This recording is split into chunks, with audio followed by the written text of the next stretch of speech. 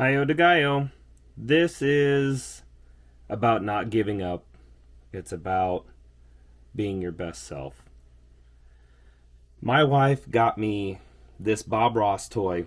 Now this is a semi-toy review, but my wife got me this Bob Ross toy for my birthday, and it's one of my favorite things. It and it's more of a figure rather than anything else. And it's like you're not gonna really play with the Bob Ross toy.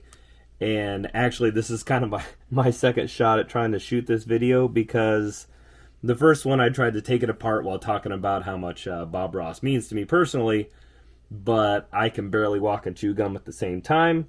So you're going to get a still shot of me talking. So yeah, let's have a chitty chat. Let's pick fleas. So Bob Ross means a lot to me personally, because I feel a very much a kinship with his background and what I currently have to deal with in my everyday working life. His story is he was in the military for 20 years and retired, and I believe he was an Air Force guy, and I think he was up in Alaska. And if you I definitely know he lived in Alaska, because if you watch any of his videos, you will see that. Now, the thing that I love about old Bob is that, again, the parallel of what his life was when he was in the military, and again, what I have to run through right now. So when he was in the military, then this is according to his own words, and I'll kind of paraphrase a little bit, but he was the guy who came and found people who were being lazy, and he basically screamed them into submission. He was the guy that you were afraid of. He was going to come and chew you a new one if you weren't doing your job. That was his job. And probably a lot of anger, a lot of yelling, a lot of, just really, anger, angst, growly, all those things. And then he retires, and he says to himself, I'm never going to be angered like that again. And so from that choice, we get the Bob Ross that we love and know from his videos in the 80s. Pretty amazing guy. Now, the parallel that I have with that, and the thing that makes that, where he means a lot to me, is I have a very difficult job, a high stress, high confrontation job. Now, it sounds easy on the surface. I work at one of the big box companies, and I work in a shipping office where the truck drivers come in, they give me their paperwork, and according to what freight they have, I slot them in a door, hand the paperwork out to the workers, team members, and then when they get the truck pulled out and received, I reconcile the numbers that they received against what the bills say was on the truck. Sounds pretty simple. Well, truck drivers are kind of a grumpy lot. There's some really good ones and some really less than good ones. Now, this was kind of a surprise to me, because growing up, one of my best friend's dads was a truck driver, and he was a great guy. So it really was kind of a culture shock to me a little bit that of the salt factory that I was going to go work in.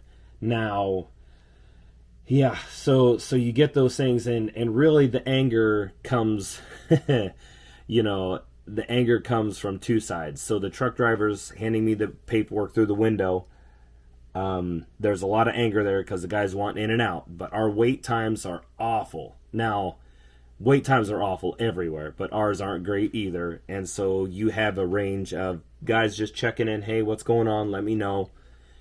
To, why am I here? To screaming at me, all that stuff. Just people losing their minds. The other day, here's a couple horror stories. The other day, I had a truck driver that we rejected his load for whatever reason. And he came in and screamed at me and told me, because his mother was in the hospital dying and his wife had cancer, which I don't know why, but that's one of the things, like, if I could, I won't get into that, but I get that line a lot. But anyway, there's nothing I can do about it with our ridiculous corporate policy, all the things. So he called me Hitler and said that I killed his mother. So that's pretty standard. The other thing, good story, we have a sign up that reads, no weapons on property. A guy was waiting for a while. He came in, punched the sign, and said, "This is why we don't allow guns on property."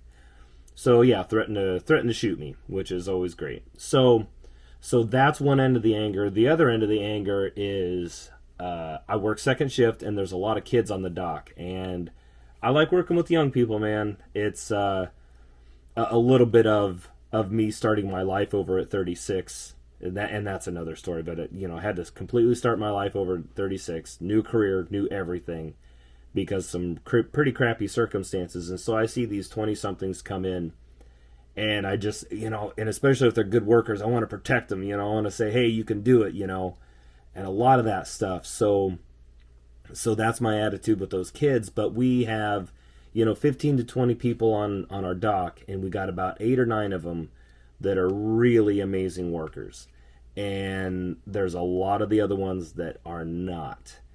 And there's a lot of anger that comes from that, because the kids who are the great workers end up doing 4 and 5 jobs, while the other guys are barely doing their job. And how our dock works is we work till the work is done, which is really difficult on second shift, because you could be there for 14 hours sometimes. And I get protective of these kids that are working hard, and you go out and you holler at the people who are lazy. And I've had more than one conversation with kids. It's like, listen, how bad do you need this job? Do you want to work, or do you want other people to do your work? If you're not gonna bust your brains out like everybody else is, what are you doing here?